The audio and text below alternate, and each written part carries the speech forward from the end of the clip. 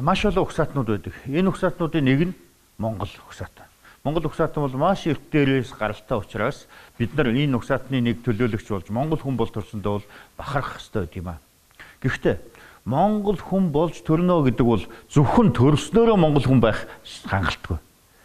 Монгол хүн болоод аав нь Монгол, ээж нь Монгол гэдэг би Монгол гэдэг ингээд Монгол болж байгаа бол энэ бас Монгол мөн тэгтэй хангалттай. Яагаад хангалттай юм бэ гэхээр бид нар Монголынхоо соёлыг мэдэх хэрэгтэй байхгүй. Монголчууд гэдэг улсууд үүсэж бий болсноосоо эхлүүлээ дэлхийн хүндрэлтний соёлд маш олон зүйлийг одоо хийж өгсөн байдаг хүндрэлтэнд. За тэрний нэг нь монголчуудын гэр гэсэн юм ойлголт юм аа. Монголчуудын гэр. Монголчуудын гэрийг бол ер нь бол эсхий гэр гэж нэрлэдэг. Эсхий гэр гэдэг маань бусад модоор хийцэн, шавраар хийчихсэн бусад олон гэр хэлбэртэй сууцаас ялгаж өгдөг. Энэгээрээ бол гайхалтай. За бид нар гэрээ үүслийн талаар ер нь яаж? Одоо та нар бол гэрээг бүгдээр нь мэднэ тийм ээ. Тэгтэл гэрийн үүслийн талаар бид нар ер нь юу гэж ойлгодог юм бэ гэж. Гэтэл энэ гэр маань хамгийн сонирхолтой нь газар дор үүссэн байдаг байхгүй. Энэ гэрээг хамгийн анх үүсэж явахт нь газар дор үүсэж явахт нь бид нар Эрвке гэж нэрлэж байсан. Энэ бол монгол бичгийг бид нар латин галгаар нь бичиж байгаа нь энэ шүү дээ. Энийг унших юм бол бид нар өрөх гэж уншдаг. Өрөх гэж юу вэ хөлтөд? Тооноо тагилдаг, өдөр нь гурвалжин, шөнө нь дөрвөлжин гэж онцголдог нэг юм бүс материалаар хийсэн гэрийн деталь байдаг шүү дээ, тийм ээ? Өрөх. Гэтэл энэ үг маань хизээ нэгэн цагт бүх гэрийг тэр байтугай бүр газар дор байж байгаа гэрийг тэмдэглэдэг байсан гэж ингэж ойлгож болно. Хамгийн анх хүмүүс хадан агуугаас гараад өөсөдөө орон сууц бэлтгэхдээ газар ухаж бэлтгэж байсан байдаг. Газар ухаж бэлт. Жишээлбэл газар ухлаа, дээгүүр нь яг уу мод хөндлөн тавьж байгаа, дээрээс нь өвс ногоо холтос одоо юу гэдгийг тэр болгоноор айрас чир одоо олцсон болгоноор бүтээж аваад ийм нэг нүх хийдэг гэж. Энийг бид нар одоо гэрийн үүсэл гэж ингэж үзэж байгаа. Гэрийн үүсэл. Гэтэл харанхуй нүхэнд гал түлээд тэгээд дээрээс нь одоо ингээд хучаатаа жижигхэн зайд бол тэр чинь одоо хүн чөлөөтэй хөдөлж болохгүй зүгээр өстой нэг орж хоргодох төдий байгаа шүү дээ. Ийм учраас яадгүй.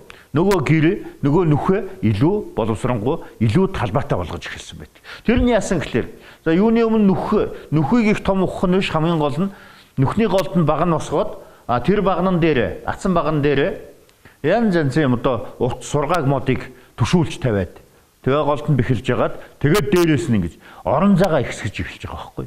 Орон зайгаа ихсэлж. Гэрийг ийм дээшээ шовгор болгож орон зай гаргаж өгөөд тэр нь бол одоо агаарыг одоо энэ дотор байгаа утааг дээшээ гаргах боломжтой болгож өгснөөрөө энэ бол одоо бидний газар гэр буюу Эрвке буюу өрөх гэдэг зүйл бий болж байгаа байхгүй. Энэ л гэрийн өрөх. Гэтэл энэ дотор нь гал түлээд байхад чинь нүхний ханны шавар доошо унаа штэ. Унаад байна тийм ээ. Тийм учраас тэрнээс хамгаалах юмар. Тэгээд эртний энэ өрхүүдийн жишээг аваад үзэхдээ сургааг модоор зайгүй шахаж босгосон байх хэрэгтэй. Одоо өөрөөр хэлбэл бид нар хашааны банц шиг ингээд биеинд нь шахсан сургааг модоор ингэж доторлж болно. Эсвэл энэ бол маш олон мод хэрэгэлдэг, хүнд бас хэцүү ажиллаж. Тийм учраас яасан? Ингээд тоонлчилсан урт модоор ханаад бэхэлж өгчээж.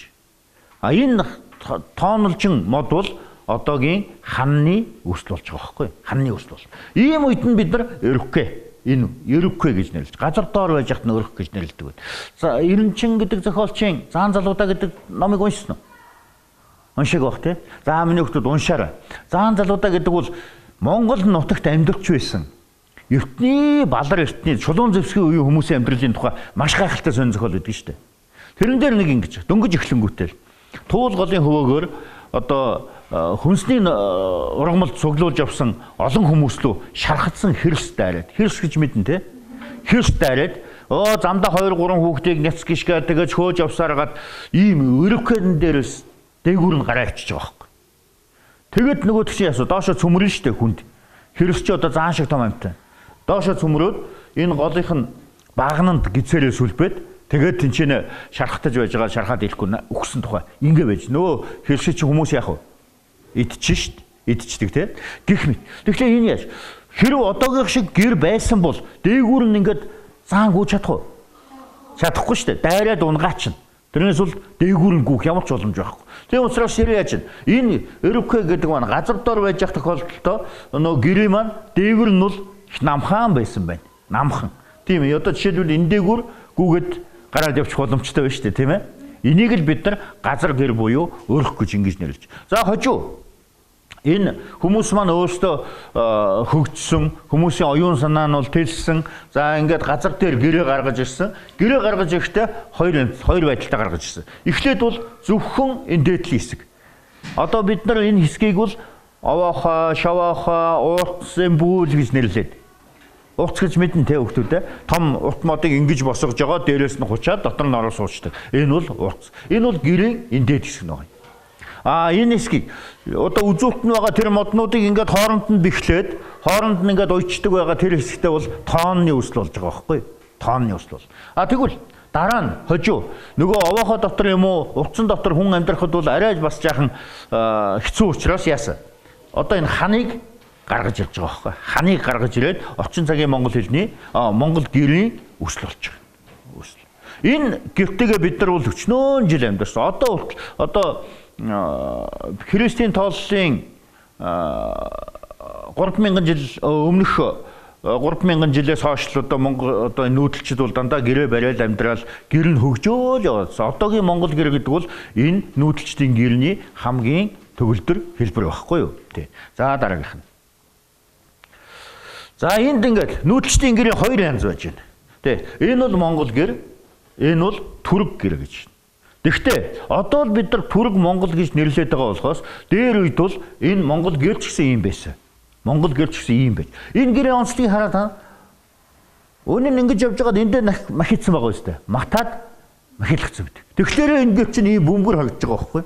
Бөмбөр. Намхан хантай, урт унтай. Тэгээд ийм шовгор харагдаж. Гэтэл Монгол гэр болохоор өндөр хантай, богинохон унтай. Тэгэхээр тэр чинь яаж вэ? Уул нь бол гэрийн зайны хувьд бол бараг адилхан юм шиг мөртлөө хийцээ хувьд бол өөр болчих шүү дээ. Тэгээд Түрэг гаралтан Казак, Узбек, Кыргыз, Туркмен гэдэг Каракалпак энэ гэрээ бол хадгалаад үлдсэн байна. Монголчууд энэ гэрээ хөгжүүлээд ямар болгосон байна? Ийм болгосон байна. Тэгэхээр өнөөдөр дэлхийд дахинд байгаа эсгийн гэрийн хамгийн төгс юм уу хамгийн сүүлийн үеийн хэлбэр бол бидний эмээ өвөөгийн барьдаг, бидний барьдаг Монгол гэрээ гэж ингэж үзэж байна. За дараа. За энэ дээр багш нэг юм зураг авсан. Энэ зургийг одоо та таньж байгаа үстэй. Энэ зураг энэ дот гэрд хэн сууж байгаа бол? Тийм магадгүй Чингис хаан энэ гэрд сууж иж магадгүй. Энэ хүн юмаа хийгээл тийм ээ. Одоо энэ чи амьдрал нь зүгээр л өдөр тутмын амьдрал өрнөж явахад энэ гэр нүүж явах боломжтой. Гэтэл энэ та нар эртний монголчуудын түүхийг ингээд үзэхлээр байнга л урд хурш хятад гэдэг улстай бол байлдажсэн тийм түүх байдаг. Хүннүгийн үед ч тэр Шамбигийн үед, Няруны үед ч гэсэн тэр дандаа байлдажсэн. Гэхдээ тэр болон хятад цэрэг одоо буман хятад цэрэг одоо тэр үеийн нүүдэлчдийн нутаглуу дайраад юу ч олж одоо хүмүүстэй дайралтахгүй явсараад буцсан тийм сурвалж бичгийн мэдээ зөндөө байдаг байхгүй. Яагаад хүмүүс байдгүй? Хүмүүс хайцсан байх уу гэдэг асуудал гарна шүү дээ. Тэгэхээр эндээс хүүхдүүд харж байна. Гэрийг бол нүүдэлчд маш хурдан хугацаанд барьж буулгаж болдог учраас яах вэ? Хүссэн газараа өөрөө хүссэн цагтаа байж чадах тийм л одоо ижидтэй орон сууц байхгүй юу? Бид нар байшингуул яах вэ? Буулгаад авч явж чадах уу? Чадахгүй шүү дээ. Гэр бол хараа хоёр хүн гэрээ буулгахад 2 цагийн дотор бариад буулгана гэж байна. 30 минут нь буулгахад, цаг 30 минут нь барихад. Тэгвэл буулгаж байгаа юм чинь. Би хэрэг хүсээд хэрэг одоо ингээд дайсан ороод ирлээ гэж зарлаад ингээд мортон хүн дахиад ингээхлээр хүн яах вэ? 30 минутад гэрээ буулгаад 1 цагийн дараа хэд хөдөлсөн байх боломжтой. 24 цагийн дараа хаана байх вэ? Хаан ч явж магадгүй тийм ээ. Хаан ч явж магадгүй. Тийм учраас тэр чинь урд өдөр нь хот байснаа маргааш нь юу ч байхгүй болчих тохиолдлууд байдаг. Тэр бол юу гэхээр энэ нүүдэлчдийн гэрийг маш хурдан буулгаж, гэрийг маш хурдан барьдаг. Тэр л одоо онцлогтой холбоотой байхгүй. Олддоггүй. Тийм учраас энэ. Гэтэл тэрний чи одоо сүүлийн одоо их хөгжмөл хэлбэр нь болохоор бүр тэрэгэн дээр очсон байна шүү дээ. Одоо энэ улсууд бол гэрээ буулгахгүй учраас яах вэ? Энэ 22 шарыг хөллөөлвөл хөдлөө. Тэгээд яваад өгнө. Хүссэн газар руугаа өөртөө хүсээд жуулчд тэмдэглэсэн байдаг шүү дээ. Монголчуудын нүүдлийг харахад маш олон тооны бүхэл бүтэн хот тэр аяараа нүүж яваа юм шиг харагддаг гэж. Тэг нь баха. Ийм олон юм зэрэгцээж явахлаар яах вэ? хот нүүж байгаа юм шиг харагдаж таарна да тийм ээ. Тэгэхээр энэ бол нүүдэлчдийн нөгөө нэг маш хурдтай амьдралын бас нэг жишээ бол энэ гэр болж таарч байгаа байхгүй. За тэгвэл өнөөдөр бид нар танаас бэлгэдлийн тухай ярив. Одоо бид нар ер нь монголчууд буюу нүүдэлчд ийм шүү дээ. Нүүдэлчин хүн чинь ингээд нүүгээд явахдаа их юм авч явж чадах уу? Чадахгүй шүү дээ. Хэрэгтэй юм авч яв. Дандаа хэрэгтэй юм авч яв. Тийм учраас нүүдэлчдийн одоо эд хөрөнгө авдар сав унаа тэр бүгд хөнгөн байдаг байхгүй. Хөнгөн хийхэд амархан тэгтээ бас нэг юм бэ. Хэрэгтэй мөртлөө бас гоё байх хэрэгтэй. Хэрэгтэй мөртлөө гоё байх хэрэгтэй. Бид нар бэлэгдэл гэж юу юм бэ гэдгийг нэг үзэх. Бэлэгдэл гэдэг бол хүн болгоны хоёр дахь ах уу буюу та нарт давхар байж байдаг оюун санааны хэлбэр. Оюун санаа тий? Оюун санаа. Тэрний яд үхтэр ингэж байгаа юм л да. Та нар одоо нэг жишээлбэл нэг ертөнцид амьдардаг штэ. Хоол идэл, аав ээжтэй эрхлээл, дүүгээ эрхлүүлээл ингээд нэг ертөнд сургуультай ирээл ингээд явдаг. Энэ чинь нэг амьдрал. Гэтэл чиний толгой дотор бас нэг амьдрал байдаг байхгүй юу? Янз янзын үлгэрийн байж болно. Одоо жишээлбэл их кино байж болно. Одоо ингээд бүхэл төрлийн юм чиний дотор ингээд эргэлдэж яадаг үстэй. Тийм ээ? Тийм. Өөрөө чи мөрөөдөж болно. Чи хүсэж болно, бодож болно. Тийм ээ? Төлөвлөж болно. Энэ болгон чи дандаа чиний дотор байдаг. Гадна талдаа баг. Энэ бол чиний хүүхдүүдийн дотор байдаг энэ амьдрал бол та нарын оюун санааны амьдрал байхгүй. Тэр оюун санааны амьдрал чи яадаг юм бэ гэхээр бэлэгдэл гэдэг зүйлээр дамжиж илэрч. Монголчууд ч юм адил. Гадна талдаа ингээд хэрэглээд байгаа мөртлөө тэр юмны гоё байх юм, аливаа юмыг тодорхойлох шинж нь бэлэгдэл болж илэрч идэг. За дараагийнх.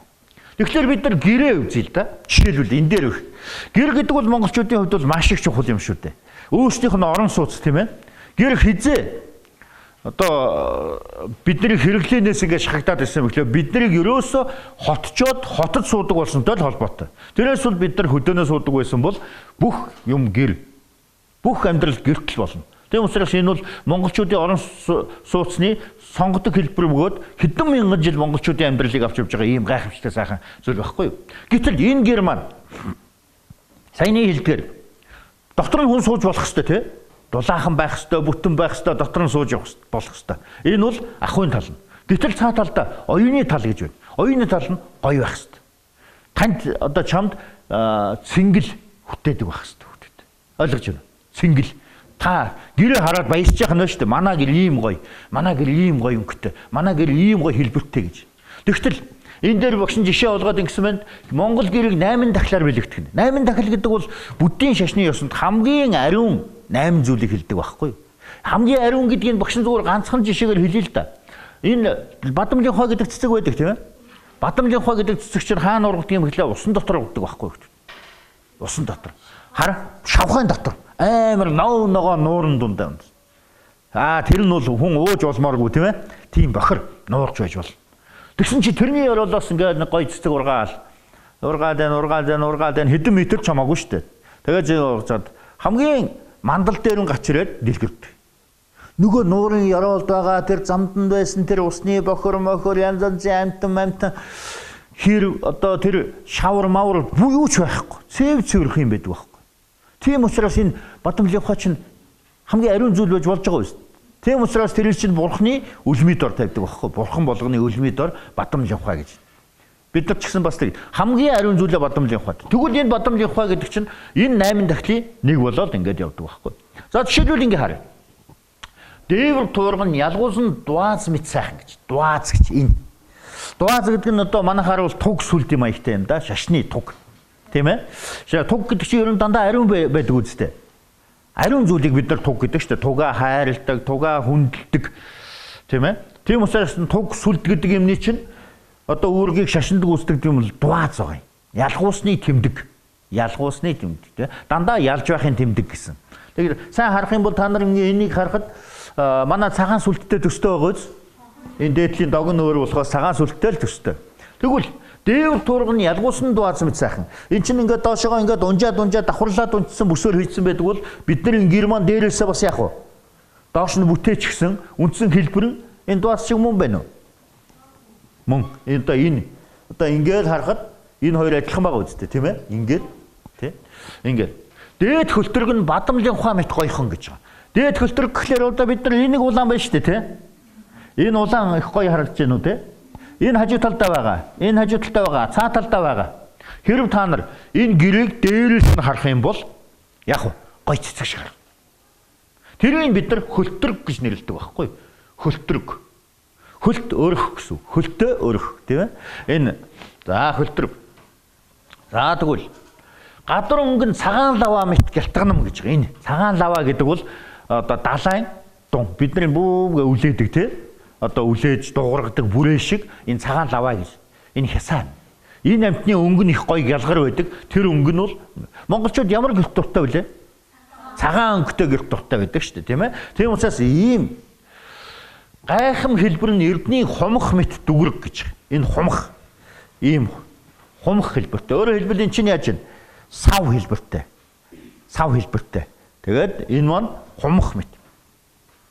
Дугуй тоон нь алтан хүрд мэт гэж. Энэ тоон бол яг тэр чигээр байна, тийм ээ. Тоон нүн байгаа үстэй ингээд, тийм. Дугуйх хүн нь мөнгөн шүхэр мэт гэж. Мөнгөн шүхэр энэ үеч. Энэ үеч шүхэр тийм ээ. Юм халахалдаг. Тэгвэл унчин яадгүй. Тал тийшээ тоонноосоо ингээд сарваагаад ингээд үзэхлээр энэ маань шүхэр шиг харагдана гэсэн үг шүү дээ. Шүхэр шиг харагдана. Тий. Та нар нарны халахвч болж байгаад ингээд дээшээ хараад үзээрэй. Тоон байхгүй боловч уйнуул харагдана тий. Ун шиг харагдана шүү дээ. За. Тэгвэл эн чинь тэгээд хамгийн гол нь дуурах үнэн мөнгөн шүхэр мэт гэдэг чинь чамааг ингээд халуунаас, борооноос, уснаас энэ төр юмнаас хааж үйдэг гэсэн утга байхгүй дээгүүр нь. Хаав. Чи дотор нь ороод суухад тэгээд хажууд ханан үлзий зангаа мэт гэж энэ үуч. Мөн байгаа үз? Хан. Хатвч хаалга нь хогс загас мэт. Энэ хоёр загас байна. Энэ хоёр загас нийлээд нэг зүйл болдог тийм ээ. Бид нар соёмбны голд байдаг загсыг мэдэн дээ. Энэ хос байдаг. Тэгвэл яагаад хаалга гэж байна? Хаалга. Энэ хаалга юугаар хос загас шиг болоод байгаа юм хэлээ. Гэхдээ яг энэ хаалга бол энэ биш байхгүй хүмүүстээ. Энэ биш. Энэ хаалга ингээд онгоохлоор хуучин нөө эсгийн үүдтэй байхад яадаг. Энгээрээ ингээд энэ модон хаалга сүүлийн үеих штэ хүмүүстээ. Тэгээ жаазаал. Энэний гадуур эсгийн унжуулаад дотор талд нь ийм хоёр жижигхэн хаалгатай байдаг байсан байхгүй. Ойлгож байна. Дотроос нь хаадаг ийм жижигхэн хаалга. Тэр нь ингээд онгоочдаг, ингээд хаагд. Ингээд онгооцсон байхдаа нэг загас, ингээд хаагдсан ойно хос загас. Хос загас. Ингэж хараа буддийн шашинд байдаг хамгийн ариун 8 бэлгэдлийн шинжүүд бүгдээрээ Монгол гэрт байна гэж ингэж ойлгож болж байна. За дараа нь бас нэг монголчууд ингэж хараа хүн гэж үздэг. Эрдэнэт хүний дүсээр гэрийг ойлгож хүндэлдэг тийм тохиолдол. Эрдэнэт хүний. Яагаад хүн байдаг юм бэ? Энэ хуучин монголчуудын үзэж байснаар ингээ хараа хүн гэдэг бол их чухал хүн амт юм байна л да. ертөнцид их сонио. Тэнгэр, асар, хүн, адгуус, там, бир тэгээ 6 төрлийн амьтан амьдардаг гэж нөгөө уламжлалт буддийн шний үзэлд үздэг байхгүй. 6 төрлийн амьтан амьдран. Тэгвэл тэр дундаас хамгийн чухал амьтан бол хүн. Яагаад гэвэл хүн бол сайн юм хийх, муу юм хийх, буян хийх, нүгэл хийх. Одоо тэр бүх юма өөрөө сонгож байдаг амьтан байхгүй. Ойлгож байна уу хүмүүс? Тэг. Сайн юм хийхийг хүсвэл сайн юм хийн. Муу юм хийх гэжсэн нь татгалзаж чадна. Тийм учраас хүн бол маш оюун ухаантай амьтан. Тийм учраас энэ их оюун ухааныг үзээд ерөөсөө хүн гэдэг амьтан чинь энэ 6-гийн хамгийн сайнуудын нэг юм а гэж ингэж үздэг. Тэгэхээр энэ хүнтэй болдог. Тэгэхээр хүн гэхлээр бид нар ч одоо хүний ингээд толгой байж байна тийм ээ? Толгой байж байна. Энэ толгойн бид нар тоон гэд үзчих. Тоон гэд үзчих. Тэгвэл нуруу нь юу болох нь? Баг нь болно. Баг нь болно тийм ээ? Ингээд хүн гэж үзнэ. Тэгвэл ингээд бид нар чинь тооноо хүндлээл, тооноо хайрлаад ингээд байдаг чи ядгүй. Би одоо жишээлбэл ингээд та нарын толгой дээр ингээд дараал ингээд хамаагүй ингээд та нар аавынхаа толгой, ахыхаа толгой дээр ингээд дараал байдгүй үстэй. Тийм ээ? Хүндэлдэг. Яагаад гэвэл та нар тэр хүний хиймэр гэж байж. Тэгвэл тэр хамгийн сайхан хиймэр гэдэг юм чинь толгой дээр байдаг юм бол гэрэх бас яах вэ? Тоонд байж байна тийм ээ? Галын эзэн гэх тоонд байж дээ. Тийм учраас энэ тооныг хамгийн сайн хүндэлдэг байх. Одоо хүндэлдэг байна. Нөгөө талаар за дараагийнхан тавьж. Нэ? Нөгөө талаар энэ гэр гэдэг бол ерөөсөө ертөнц юм аа гэж ойлгож болно хүмүүстээ. Та нар нэг хараацайн тухай домог мэдэн дээ. Хараацай. Бид нар ч дунд ТV улсууд бид нар штэ. Тэгэнгүүт нь нөгөө гал байхгүй өсөөл цангаа сууж яснаа дээшээ ингээ харсан чи дээд твийнхэн галтаа болцол жигтэйхэн гоё од гацсан байгаа юм л да тий. Хоолоо хийгээл ахлаар хараацаг явуулаад гал авчирдаг домгийг мэднэ үстэй. Тий. Тэр домгонд чи ингэж байгаа шүү дээ. Дээд талд нь нэг хүмүүс амьдран, дунд талд нь бид нар амьдран, доод талд бас нэг хүмүүс амьдрдаг тий. Тийм. Тэгвэл ертөнцийг 3 төв болгож ойлгодог юм байна. Тэгвэл 3 төв гэдгийг дээдлийн энд шувуугаар төлөөлүүлсэн бүргэд байж байна. Дунд төв нь бол одоо энэ байж байна. Доод төв нь бол одоо луугаар төлөөлүүлээд ингээд ийм 3 ертөнц байдгийм байна гэж ингэж ойлгодог байжээ. Дээд, дунд, доод ертөнц тийм ээ. Ингэж ойлгодог. Тэгвэл энэ гэрийг мөн бид нар тэгж ойлгодог. Өөрөөр хэлбэл яаж вэ?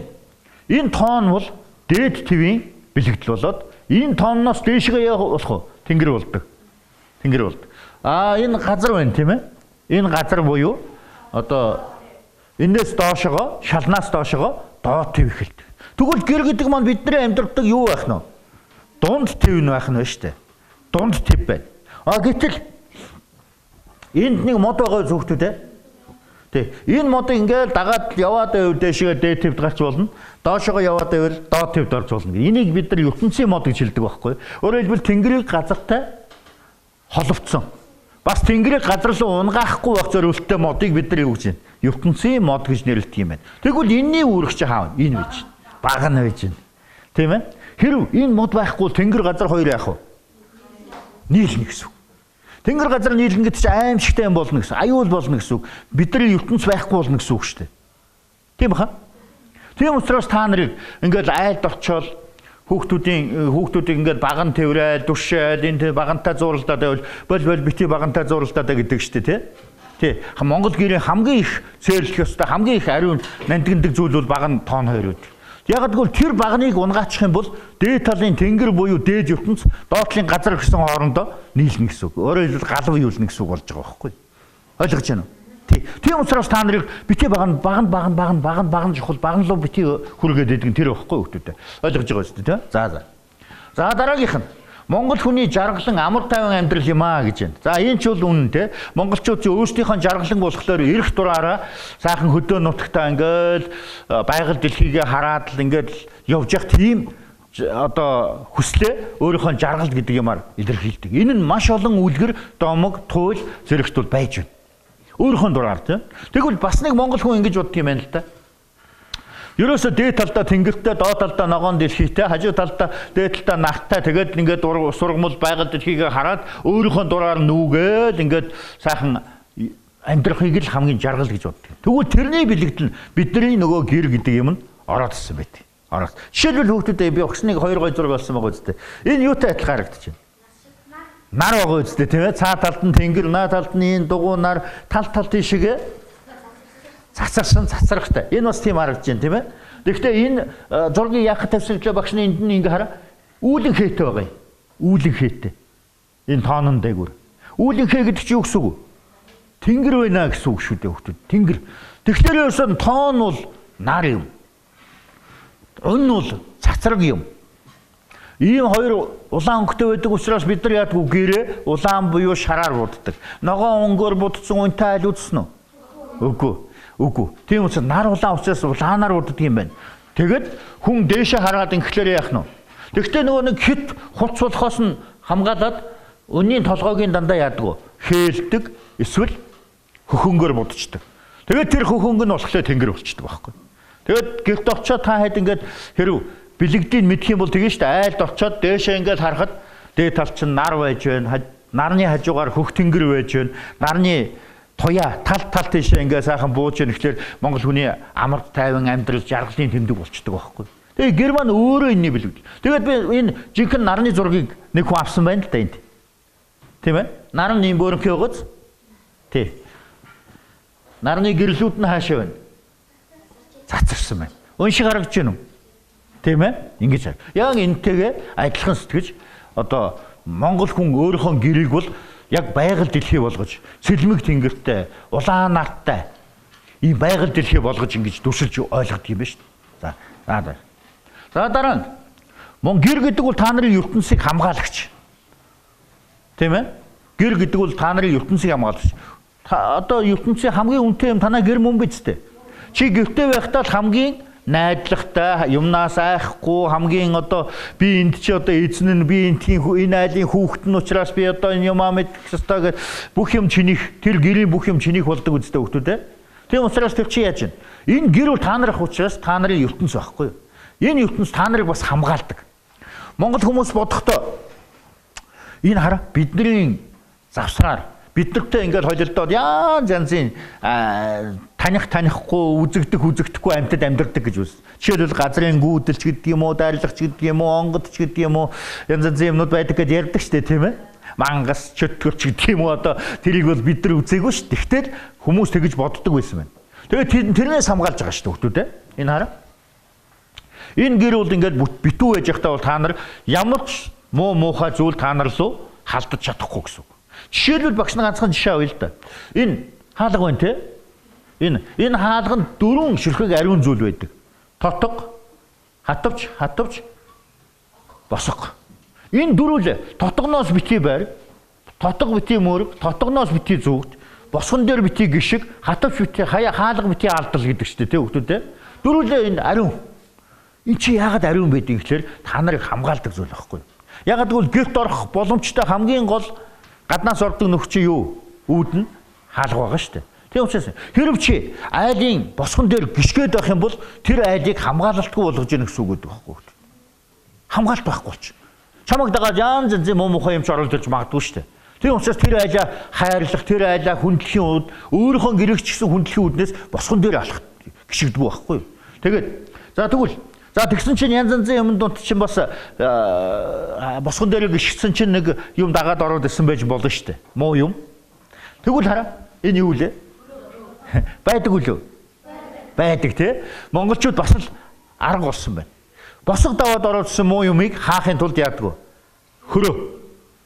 Яг босгон дээр одоо үнэнийхээ цаана хөрөө авчулчдаг. Хөрөөний чи хамгийн гол нь хөрөө гэдэг нь хөрөөний ир биш дээ тий. Хөрөөний ир чи одоо ийм хэлбэртэй байгаа үстэй хөлтөө тий. Эн чинь бол юмыг таслах, хяргах зориулттай хээ байхгүй юу? Юмыг таслах. Тэгэхээр гаднаас орж иж байгаа бидэрт үзэгдэхгүй, мэдэгдэхгүй муухай юмыг тэр хөрөөгөөр таслана гэсэн үг.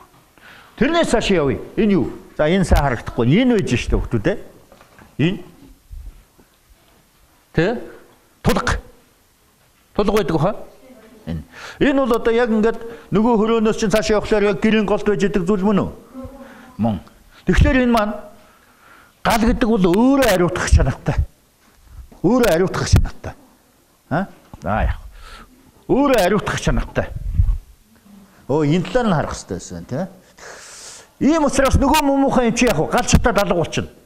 За гал чатаагүй байж лээ. За тулганд гал унтраалтай байлаа гэхэд хамгийн сүүлд нь яах нь вэ? Нөгөөтийгээ ингээд тавьчихсан. За уучлаарай. За энэ гал гэдэг бол өөрөө ариутгах чанартай учраас нөгөө нэг хөрөөнд хөвчүүлэлгүй орж ирсэн муухай юм чи яадаг вэ? Устгачдаг. Хэрвээ гал чатаагүй ямар нэгэн шалтгаанаар устаагүй байх юм бол хамгийн хой талд нь юу байх вэ? Бурхан. Энэ бурхан чинь нөгөө гаднаас орж танаа гэрийн бүх юм хамгаалалт байгаа үстэй хүүхдүүдээ хараа. Энэ хамгаалт. Бүгд хамгаалсан. Тэгэхээр тэр гэр гэдэг бол та нарын хамгийн найдвартай газар чинь тэр байхгүй юу? Ийм. За дараа тэгвэл гэр ямар үедээ тийм найдвартай болд юм бэ гэхээр жишээлбэл ийм байж байхдаа бол найдвартай биш хүүхдүүдээ. Барьж дуусаагүй шүү дээ хүүхдүүдээ энэ. Барьж дуусаагүй. Бариад дуусгаад бүх юм гэр бослоо гэх юм бол энэ бол одоо хамгаалттай болж байгаа байхгүй юу? Тэгэхээр энэ чинь хараа энэ дээвэр гэдэг, энэ туурга гэдэг, одоо энэ гэрийн мод гэдэг тийм ээ. Энэ бүгдээр хамгаалтай. Жишээлбэл тооноороо бид нар юм гаргаж шиддэггүй үстэй. Зөвхгүй те? Тоон гэдэг чинь бас л ариун. Тоон гэдгийг чинь бид нар дээд тэнгэр гэж үзэл нөгөөтгий чинь ерөөсөө тэр тооноор бол ингэж одоо жишээлбэл ягаад бид нар цайныхаа дээжийг тооноор засч болтгүй. Болохгүй шүү дээ. Тэгэхээр тэргээр бол. Тэгвэл хажуу энэ гэрээ энэ хан байна шүү дээ, тийм ээ? Энэ хан чи одоо ингээ хүн харахад л ингээл сайхан хоорондоо царайгаа хараад юм авч өгөлцөөд байж болох юм шиг боловч яадгүй. Энийг шууд хориглодог шүү дээ. Жишээлбэл хаяагаас өгсөн байгаа гэрт очиод нэг нь гадаа суучаад нэг нь гэрийн дотор суучаад ярихыг хориглодог үстэй. Болохгүй. Али надад номоо өгч гэхлээр тэ завсраа өгч болохгүй. Яагаад гэвэл нөгөө ингээд энэний завсраа чи ингээд юм авч өгөлцөөд байх юм бол танаа гэрээ хамгаалалт эвдэрчиж байгаа байхгүй юу? Ойлгож байна уу те? Тийм учраас эн чинь гэр яг ингээд бүтэн болчоод битүү байж захта хамгаалалт бол. Хэрв чи одоо энийг жаахан эвдээд энэгээр нь зай гаргаад юм уу, энэгээр нь зай гаргаад юм уу, энийг өргөөд юм уу ингэхэл юм бол энэ гэрийн хамгаалалт эвдрээд биднийг хамгаалж чадхаа болчихно гэсэн үг шүү дээ. Инглээр чиний ертөнцийн одоо хамгаалагч болж байгаа. За эсгийн үүд гэж бас хамгаалагч. Тэгэхдээ энэ дээр би багшны ямар бэлэгдэл танаас ярих шиг ихлээр энд хээний тухайн ярив. Монголчуудын бүх юм учиртай байдгийг шүү хүмүүстээ. Ойлгож байна уу? Бүх юм нь учиртай. Хээ угал зүртэл учиртай байдаг. Одоо танаа ингэж байж байгаа хээ угал зүрт гэсэн бүгдээрээ учир удаг агуулсан баг чинь. Жишээлбэл хараа хүмүүстээ энэ З бад гэж байна. Энэ З бад. Одоо сүм хийдийн ороход нэг бариултан дээр нь байж байдаг тийм ээ? Бариулт. З бад гэдэг амт. Энэ амт нь далайн амтан байхгүй юу? Тэг ягаад энэ гэрний юм чи? Нэгдүгээр гэрээ мануулж байна. Гэрээ сахиулж байна. Хоёрдугаар энэ амт чинь ерөөсөө яадаг вэ? Нэг хадсан бол хизээч тэрийг алддаггүй амтан гэж байгаа байхгүй. Хизээч алддаггүй. Тийм учраас монголчууд энийг ерөөсөө дандаа яадаг вэ? Хаалганы сахиус болгож ингэж дуршилж хэвлэдэг. Сүм хийдэж байж байна, байшинд ч байж байна, за гэрт ч бас байж байна. За дараа нь усан хээ гэж байна. Усан хээ энэ үж шүү дээ, тийм ээ? Усан хээ. Энэ усан хээг баян элбэг баян анс жаргалын бэлэгдэл болгож монголчууд гэрийн үүдэн ширдэг. Мэдв? Ус шиг их гэдэг шүү дээ, тийм ээ?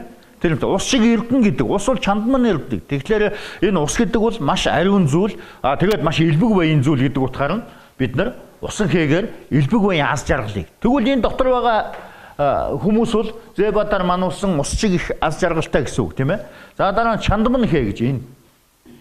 Энэ нь хүсэл болгон биелийн бэлэгдэл байдаг байхгүй юу? Энэ хээг ингээ хийснээр тэр гэрт амьдарч байгаа бүх хүмүүсийн юу сансан болгоно нь яах вэ? Биелнэ гэсэн үг. Чанман гэдэг чинь хүслийг хангадаг эрдэнэ байхгүй юу? Хүслийг хангадаг. За ханан хээ. Энэ бат биш юм бэлэгдэл. Хөө тэгтээ хараа хүүхдүүдээ зүгээр ийм эсгийн үдэндээ чинь ингээд тэр айлыг хамгаалсан бүхэл бүтэн юу явж байна? Маш олон төрлийн хамгаалалтын зурагнууд явж штэ. Тийм байгаа үстэй тий? Хан байж байна, ус байж байна, З-бад байж байна. За дараагийн. За тэгвэл Монгол гэрийн хээ угалз гэдэг ингээд байж байна. Энэ болгон ч бас бүгдээрээ учиртай. Жишээлбэл хараа энэ багш нь хоёр хээ авлаа. Алхан хээ гэж байдаг тий? Алхан хээ гэдэг. Энэ үлзий утас гэж юу хээ тийм ээ? Үлзий зангиа гэж.